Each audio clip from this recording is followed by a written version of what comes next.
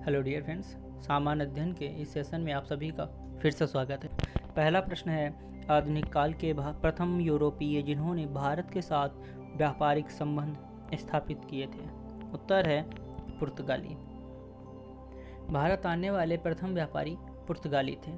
सर्वप्रथम भारत आने वाला पुर्तगाली पेड्रो दा कोल्विहम था, जो सन 1487-88 में भारत के मालाबार तट पहुंचा था। वास्को डी गामा 1498 को भारत पहुंचा। वास्को डी गामा की सहायता गुजराती व्यापारी अब्दुल मजीद ने की थी। वास्को डी गामा यूरोप से निकलकर समुद्री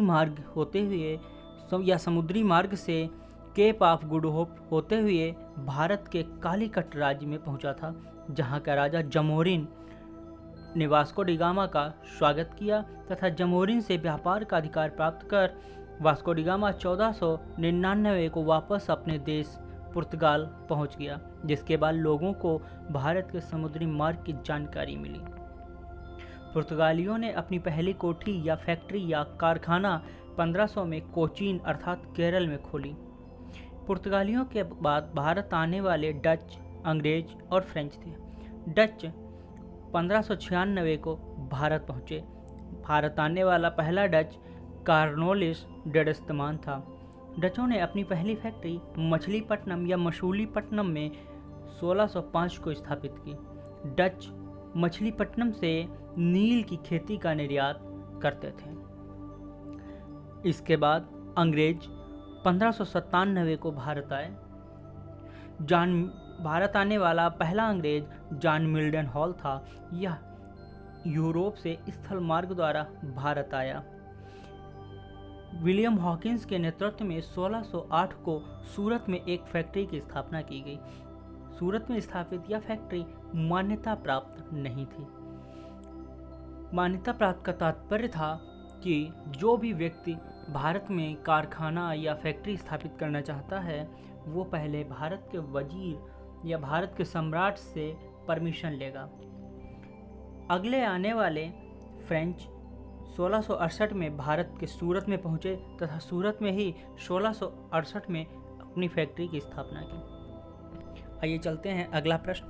अगला प्रश्न है, कांग्रेस की स्थापना किसने की? भारतीय राष्ट्रीय कांग्रेस की स्थापना किसने की? भारतीय राष्ट्रीय कांग्रेस की स्थापना ए.ओ. ह्यूम तथा उनके अन्य सदस्य या दो अन्य सदस्य दादा भाई नौरोजी व दिनसा वाचा ने किया। सन 28 दिसंबर सन 1885 में ए.ओ. ह्यूम के नेतृत्व में भारतीय राष्ट्रीय कांग्रेस की स्थापना की गई। ए.ओ. ह्यूम थियोसॉफिकल सोसाइटी के सदस्य थे। स्थापना के समय भारतीय राष्ट्रीय कांग्रेस के कुल प्रतिनिधि 72 थे। कांग्रेस की स्थापना बम्बई के गोकुलदास तेजपाल संस्कृत महाविद्यालय में की गई। कांग्रेस के प्रथम अध्यक्ष व्योमेश चंद्र बनर्जी थे। प्रथम मुस्लिम अध्यक्ष सैयद बदरुद्दीन तैयबजी बनाए गए। इन्होंने मद्रास अधिवेशन की अध्यक्षता 1887 में किया। कांग्रेस के प्रथम अंग्रेज अध्यक्ष जॉर्ज यूले थे। इन्होंने 1888 के इलाहाबाद अधिवेशन की अध्यक्षता की। प्रथम महिला अध्यक्ष श्रीमती एनी बेसेंट थी, जिन्होंने सन 1917 के कलकत्ता अधिवेशन की अध्यक्षता किया।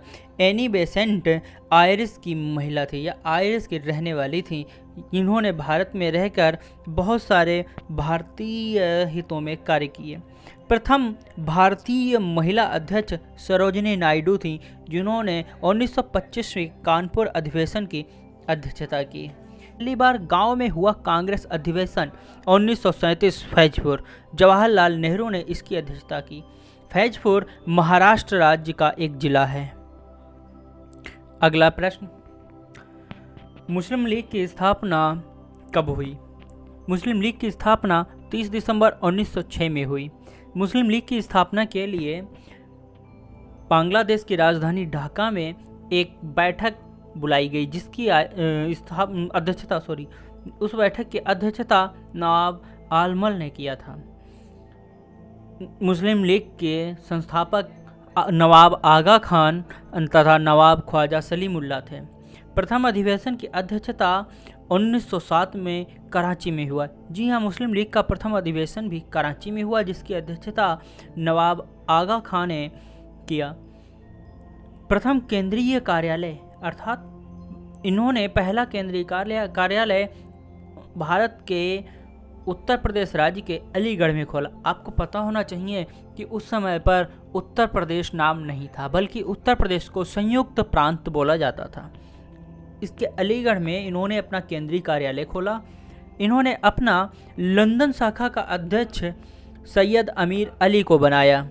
आज का ये सेशन यहीं पर समाप्त होता है।